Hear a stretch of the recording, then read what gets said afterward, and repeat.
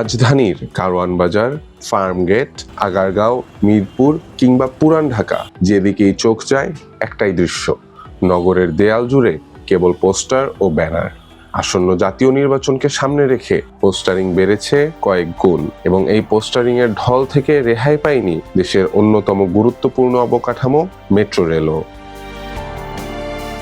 উত্তরা থেকে মতিঝিল মেট্রো রেলের অধিকাংশ পিলার আজ নির্বাচনী পোস্টারের দখলে। প্রতি পিলারে ডজন ডজন পোস্টার।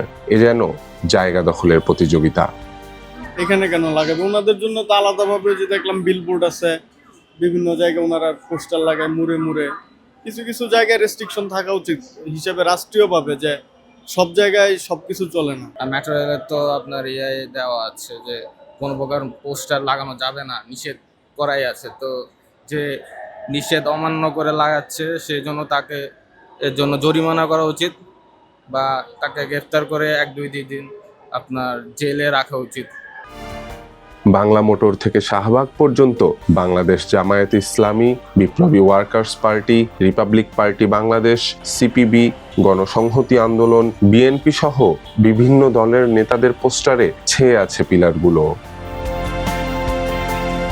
শুধু রাজনৈতিক দলের প্রার্থীদের পোস্টার নয়, নামি দামি কোচিং সেন্টার, বাড়ি ভাড়া, বহুজাতিক কোম্পানি থেকে শুরু করে চুই ঝাল বিক্রির বিজ্ঞাপনও শোভা পাচ্ছে পিলারগুলোতে, যার ফলে আড়াল হয়ে যাচ্ছে মেট্রো পিলারের প্রকৃত অবস্থা। থার্ড পার্টি লেবার দিয়ে করানো হয়, ওদেরকে ব্যানার সিস্টেম গুলো দিয়ে দেওয়া হয়। হ্যাঁ, তো ওরা লাগায়, আমাদের মেডিক থেকে রাতে লাগানো হয়, ইনস্ট্রাকশন দিয়ে ওনাদেরকে পাঠানো হয় কোথায় লাগাবে, কিভাবে লাগাবে। এরকম ডিরেকশন আমাদের এখান থেকে দেওয়া হয়নি। হ্যাঁ, হয়তো ওনারা নিজেদের মতো করে হয়তো বা লাগিয়ে শেষ করার জন্য চেষ্টা করছে। আমি এটা হচ্ছে অফিসে কথা বলছি বিষয়টা নিয়ে। হ্যাঁ, আমরা তো এরকম নির্দেশনা দিই না, লাগাইছে পোলাপাইনা করে লাগাইছে, আরো পোস্টার লাগানো ছিল বিদ্যা লাগাইছে। এমনিতে আমাদের বিওপি পোস্টারে অবাঞ্ছিত জায়গায় লাগানো যায় না, যেখানে লাগানো যায় ওখানে লাগায়।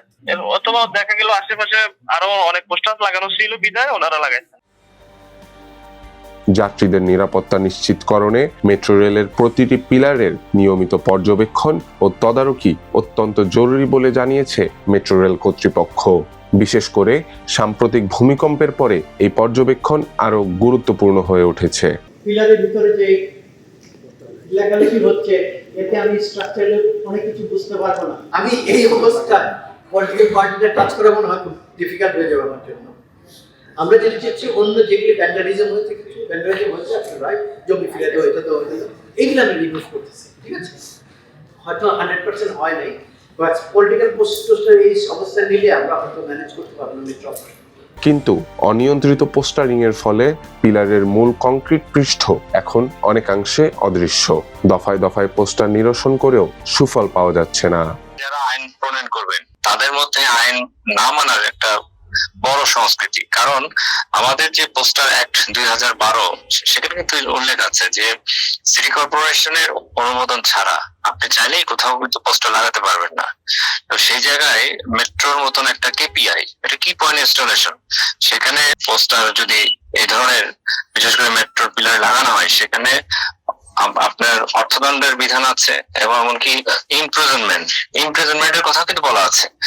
তো সেটা আসলে প্রয়োগ করতে হবে। নগরের রাজনীতি, প্রচারণা আর সংস্কৃতির দীর্ঘদিনের অংশ পোস্টার, কিন্তু মেট্রো রেলের মতো জনগুরুত্বপূর্ণ স্থাপনায় অনিয়ন্ত্রিত পোস্টারিং তৈরি করছে নিরাপত্তা ঝুঁকি।